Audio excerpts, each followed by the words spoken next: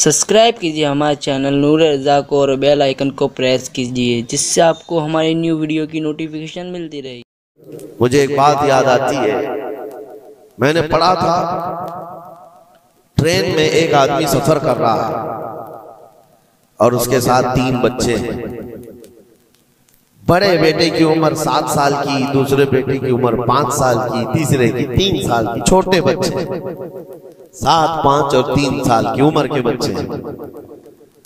अब वो बंदा जब ट्रेन में सफर कर रहा हो 3 बच्चों को लेकर के, और जब बैठा हुआ है ट्रेन में, कोई बड़ा उधर से कूदता है, कोई इधर से उछलता है। ये तीनों उछल कूद ऐसी मचाए हुए हैं कि इस मुसाफिर का आराम और सुकून गारत हो गया है। थोड़ी देर तो कोई बर्दाश्त कर लेगा, और उसके बाद मुसाफिर देख रहे हैं दूसरे। बड़ा मसला तो ये है कि उछल कूद तो बच्चे कर रहे हैं, बाप एक जुमला भी उनको मना नहीं कर रहा। ना बड़े से कहता है कि बैठ जा, ना छोटे को संभालता है। उछल कूद कर रहे हैं और ये खामोशी से बैठा हुआ है कोने में। सामने के पैसेंजर देखते रहे और कहा कि कितना बेगैरत आदमी है, बच्चों को ऐसे ही खुलेआम छोड़ा हुआ है, बैलों की तरह नाच रहे हैं। अब कानाफूसी भी शुरू हो गई। थोड़ी देर के बाद जब ये ज्यादा हो गया तो लावा फट ही जाता है लोगों का। कोई किसी की गोद में कूद पड़ रहा है, कोई उछल कूद करते हुए बच्चा किसी के यहाँ लटक जा रहा है। 1 घंटा तमाशा हुआ तो उसके बाद लोगों के सब्र का दामन छूट गया, बोलना शुरू कर दिया। और सबने मिलकर के जब उसको कोसना शुरू किया, भाई साहब आपके बच्चे हैं? उसने कहा मेरे बच्चे हैं। कहा कुछ तो तमीज सिखाओ, सफर के आदाब तो बताओ। कोई वहां से कूद रहा है, कोई यहां से कूद रहा है, सारे लोगों का आराम गारत करके रखा है इन बच्चों ने। आप बाप हैं, आपको तमीज नहीं आती, आपको तरबियत का अंदाज नहीं मालूम।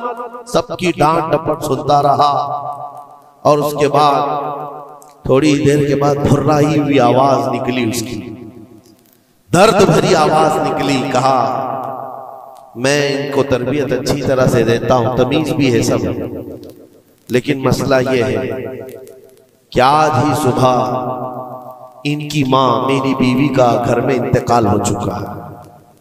वो मैके गई हुई थी, ये बच्चे मेरे पास थे।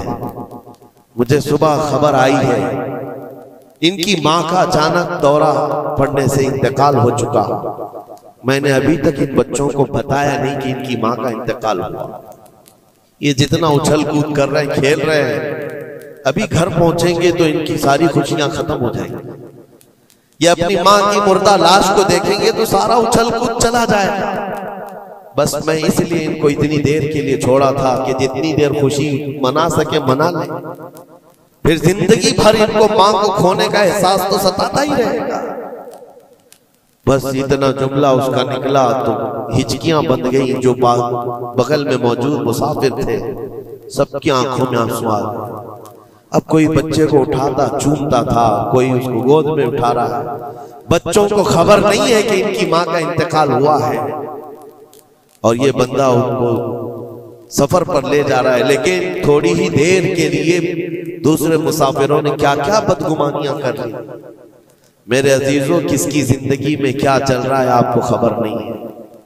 कई लोगों की जिंदगियों में समंदर मौजें मार रहा है और आप उसे देख करके न जाने बेगैरत समझ लेते हैं, कभी उसको बदतमीज समझ लेते हैं। ये बदगुमानियां हैं जो बंदे को यहां तक ले आती है। और बदगुमानी करने का एक तरीका ये भी है कि हज़रत इमाम राजी फरमाते बंदा बसा औकात काफिर भी हो जाता है, कुफ्र तक चला जाता है बंदा, क्योंकि गुमान पर अगर यकीन करने लग जाए। इसलिए बचो इन चीजों से। और मोमिनों की इज्जत को पामाल करना ये आसान नहीं है। सिर्फ और सिर्फ मैंने कई मर्तबा देखा है, उड़ती उड़ती खबरें आती हैं तो हम उस पर यकीन करने के करीब हो जाते हैं। अल्लाह हमें भी इसकी हिदायत दे। ये बहुत बारीक चीज है जिससे बचना नामुमकिन नहीं तो मुश्किल जरूर है। मेरे अजीजों, इससे बचने का एक तरीका यह है, बंदा ये सोच ले कि मुझे रब ताला ने इस दुनिया में किस लिए भेजा है। सबका हिसाब किताब लिखने के लिए भेजा है? सारे लोगों का अमाल नामा मुझे देख पूछा जाएगा क़यामत के दिन, फलां क्या करता था, फलां क्या करता था। जब मुझे रब ताला ने इसका मुकल्लफ ही नहीं बनाया तो खामखा दूसरों की जिंदगियों में क्यों दखल अंदाजी करूं, क्यों लोगों के मुतालिक गुमान पाल करके बैठूं। आपको इस रुए जमीन पर जो भेजा गया वो अल्लाह ने अपनी इबादत के लिए भेजा है, अपनी रजा के लिए। हम उसकी रजा तो हासिल ना कर सके, उसकी इबादत में कामिल हो नहीं सके, और दूसरों के अयूब पर हम लोगों ने अपनी पूरी एनर्जी खर्च करना शुरू कर दिया।